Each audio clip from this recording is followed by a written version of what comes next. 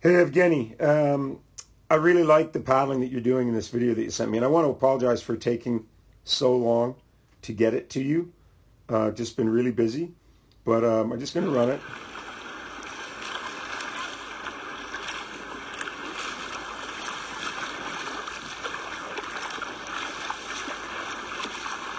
So I really like this side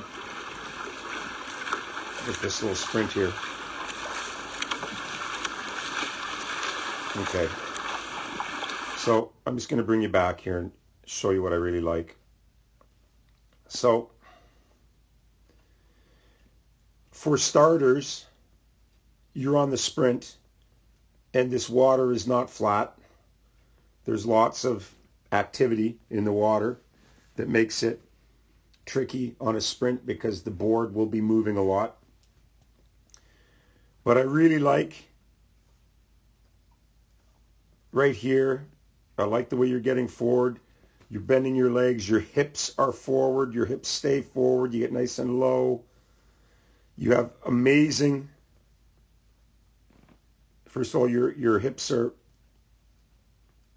level with your heels, so your weight is, your center of mass is like in front of your feet. You've really opened up this angle between your arm and your body, which is really good. Great rotation. You do a very good job of keeping your hand forward. I call that reaching to catch. Keeping your hand forward till the blade goes in the water. So the blade is in the water with a big positive blade angle, right? And then when the blade's in the water, like you get your upper body weight onto the paddle and your hips start to go back. So you're getting body weight on the paddle immediately at the catch. You're driving with your hips, right? You're driving with your hips, and then you get to this point here, and you're already starting to come up with your hips and your legs right through here. This is great. I describe it as feeling the water that you have on your blade, feeling it up the paddle shaft into your arm, up your arm, into your body, and using the center of your body from your knees to your chest, basically, to try to sort of pull your hips underneath your body towards the paddle.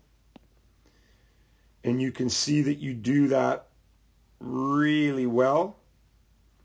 Like, that is amazing at the exit. So you're really using your core, your hips, your legs to pull yourself to the paddle, right? I mean, you think about it, blade goes in the water. The first part of the stroke, you pull yourself to the paddle by your hips going back, your upper body getting onto the paddle, your legs bending, right? And you do that, and you get to this point here. Once those motions are used up, you still have this distance to pull yourself to the paddle. And you have to find a different way to do it.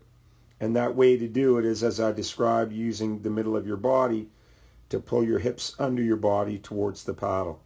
And look how well you do this. That's really good. And the blade, as soon as you've done that, the blade pops out and you're in the exact position in your body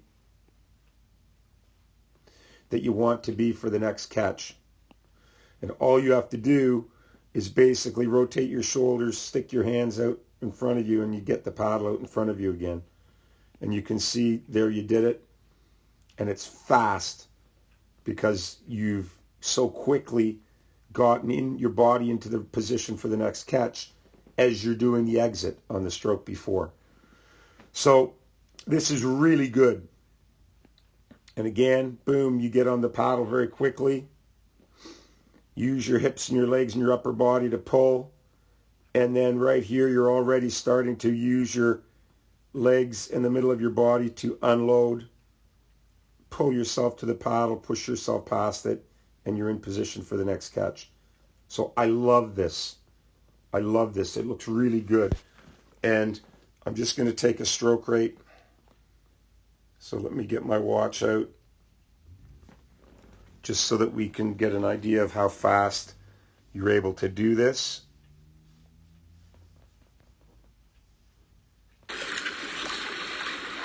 Two, three, four. That's 100 strokes a minute.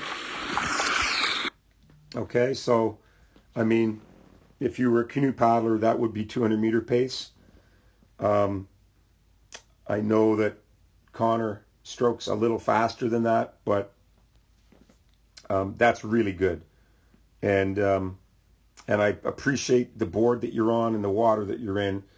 It's a little bit, the water's a little bit rocky, so that's why your board is wobbling a little bit from side to side.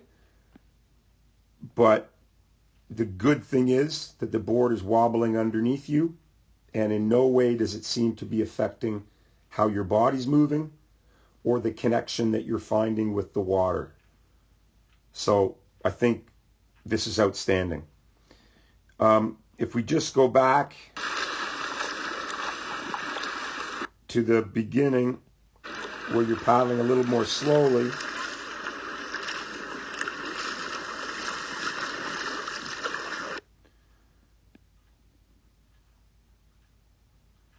it looks good as well. I mean, that there's nothing wrong with that entry. Then you use your body weight gets on it, you're using your hips are going back, and right away you're into position where you are now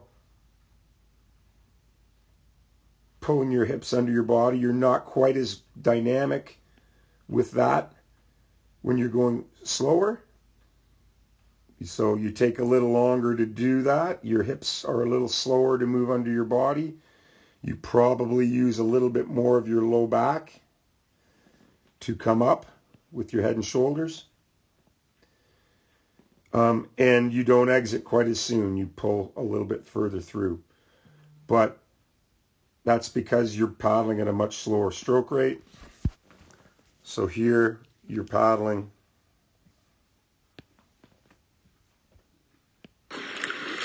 one, two, three, four. That's 60 strokes a minute. So I think, there's a big difference. And I would be most happy. I would be most happy if I was paddling, doing my best paddling at my sprinting speed than at my slower speed. And you are. So, Evgeny, I like this. I hope that it feels good to you, because I think it looks very good to me. Okay? I hope you can understand this well. I'm wondering maybe if it was better if I wrote, put the words in writing. It maybe would be easier for you to interpret. But if you can't understand this, let me know, and I will write I will write this for you. But I thought it was important that you could see the video while I was making my explanation, so you would understand it better. All right? So I'm going to send this to you now.